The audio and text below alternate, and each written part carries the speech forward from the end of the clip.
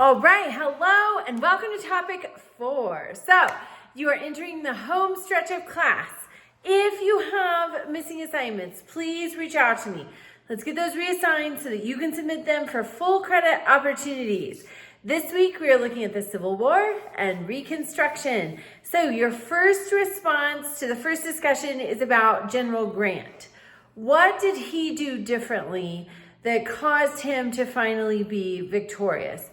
Or was it a combination? Was the South exhausted and decimated and ready for it to be over?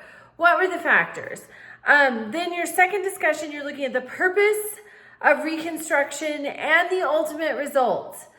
The ultimate results were failures, really. We look at the Reconstruction Amendments, the 13th, 14th, and 15th Amendments. Sometimes they're called the Civil War Amendments, sometimes they're called the Reconstruction Amendments. The 13th Amendment was largely successful. Slavery ended nationwide, formally. The 14th Amendment, equal protection under the law, was a disaster. The Supreme Court perverts it in 1896 with the Plessy versus Ferguson decision.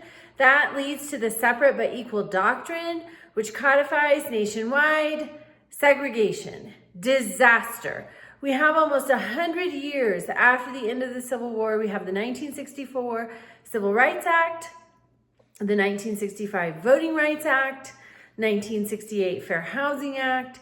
Takes 100 years to finally get these rights that should have happened during Reconstruction, but did not.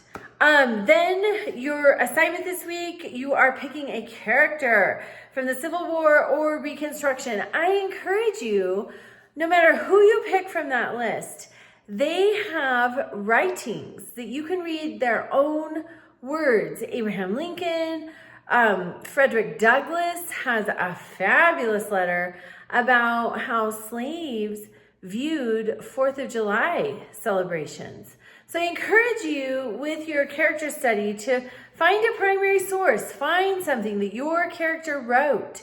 If you have trouble finding that, let me know. I can help you.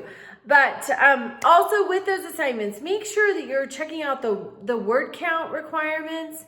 Those are important to meet, not only from a points standpoint, but it shows that you understand the material in a thorough enough way to be able to meet those minimum word counts. So make sure you're meeting the minimum word counts. Make sure you're using at least the minimum number of sources.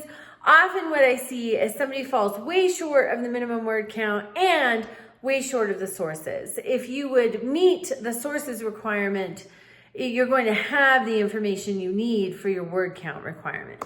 So, and then remember, participation all week long. Reach out with questions and have a great week.